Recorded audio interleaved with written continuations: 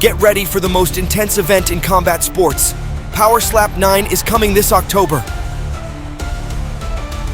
You've seen the jaw-dropping highlights, but do you really know what it takes to stand toe-to-toe in the ring?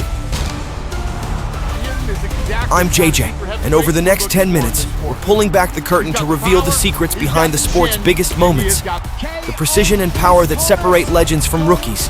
The evolution that's taken Power Slap from underground to global phenomenon. And the fighters who are set to make history this year.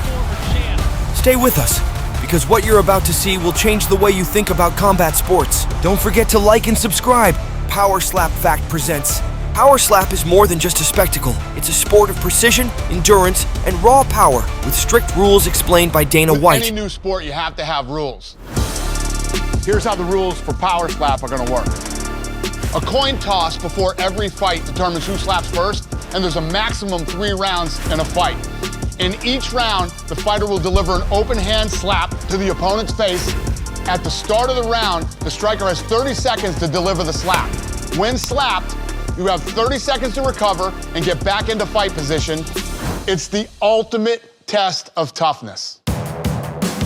During the fight, both fighters have to stand in their zone with their feet parallel to each other. The defender has to keep their shoulders square, chin up, and both hands behind their back. The striker has rules too. Their feet have to stay in their zone and always touching the floor. Before the strike, they have to tell the ref which hand they're going to use and how many warm-ups they'll do, which are wind-ups. Red has chosen right 2. A legal slap is flat. Open-handed shot to the side of the face. On the cheek, below the eye, but above the chin. Foul, clubbing. You can't lead with the palm of your hand either. The entire hand must land at the same time. Flinching. The defender can't flinch.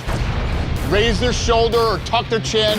That's a warning. Penalties range from warnings, Red, -1. to point deductions, to disqualifications. By unanimous decision. If a match goes 3 rounds, the judges will render a decision based on typical boxing or MMA point system. Power Slap has come a long way since its early days, but how did a backyard brawl turn into a global phenomenon? How exactly has it changed?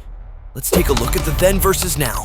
The table in the middle. Back in the early days, the table was more of an afterthought, often small, unstable, and inconsistently used. Competitors would lean heavily on it, sometimes even using it to gain an advantage. Today, the table is a crucial part of the competition, with standardized dimensions, at least 12 inches wide and adjusted to the right height for each match. Leaning on the table or using it for support, that's now considered a foul. A few years ago, I started watching some videos on social media and online of guys slapping, and I was into it immediately. In the early days, safety wasn't always a priority. Competitors would often fall hard to the ground with no one there to catch them. Today, a team of catchers is always on standby, ensuring that no one is injured from a fall. This change marks a significant improvement in the sport's safety standards. It wasn't uncommon to see mismatched competitors, different sizes, weights, all going head-to-head. Today, Power Slap has implemented weight classes similar to other combat sports, ensuring fair competition. Additionally, strict drug testing protocols are now in place, making sure that the sport remains clean and competitive. Early matches often had little structure. Slaps were exchanged with no real limits. Now, each match is carefully structured, with 3 to 5 rounds. Each round includes a set time for preparation and recovery, making the competition not just a test of power, but also of endurance and strategy.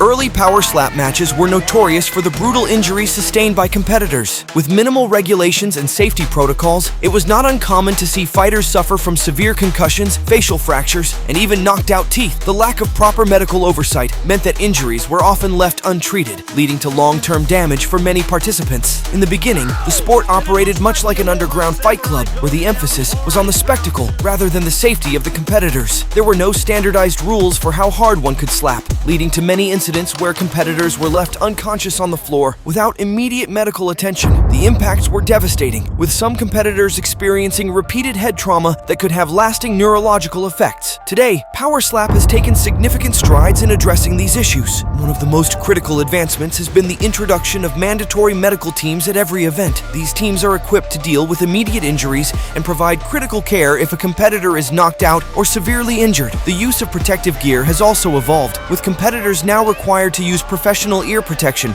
to prevent hearing loss, which was a common issue in the early days. Moreover, the sport has implemented strict protocols for handling concussions. If a competitor shows signs of a concussion after a slap, the match is immediately halted and the competitor is assessed by a medical professional. This is a stark contrast to the early days when fighters were often pressured to continue despite obvious signs of injury. Additionally, the sport has introduced post-match medical examinations where competitors are required to undergo a thorough checkup to ensure they haven't sustained any serious injuries that could be exacerbated if left untreated. This includes neurological assessments, which are crucial for detecting early signs of traumatic brain injuries, TBI. Another significant change has been the shift in public perception. As Power Slap has grown in popularity, there has been increased scrutiny on the sport's safety measures. This pressure has led to the adoption of more stringent rules and the involvement of regulatory bodies like the Nevada State Athletic Commission, which now oversees the sport's safety protocols. This is a major evolution from the early days when Power Slap was largely self-regulated and participants were left to deal with their injuries on their own. Despite these advancements, the risk of injury remains inherent to the sport. However, the steps taken to protect athletes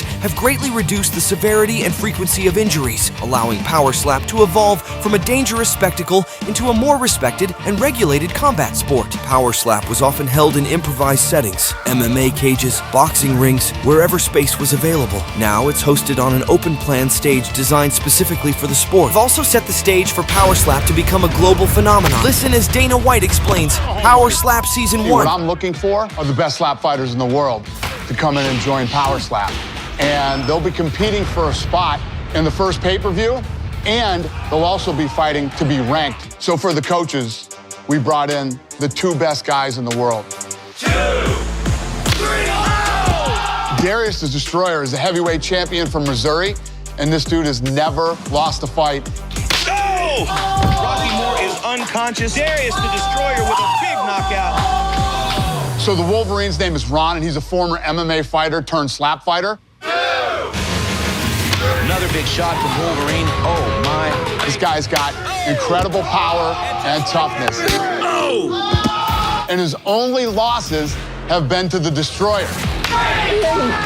Their most recent fight was an epic 27-rounder that was eventually called in favor of Darius, and is considered by most people the greatest slap fight ever. Darius the Destroyer, the champion. So they're going to train these young up-and-coming fighters, and then Darius and Ron are going to fight live on pay-per-view for the first ever heavyweight slap championship. So now I'm going to sit down with the coaches and the matchmakers, and we're going to go through film, and we're going to decide who has to slap their way into the house and who just goes straight in. A new attendance record. It's the Power Slap debut of Dumpling, a pivotal figure in the rise of slap fighting. He's a legend. This is one of the first people that Dana saw, so that's what inspired Power Slap. We've been waiting a long time for this guy.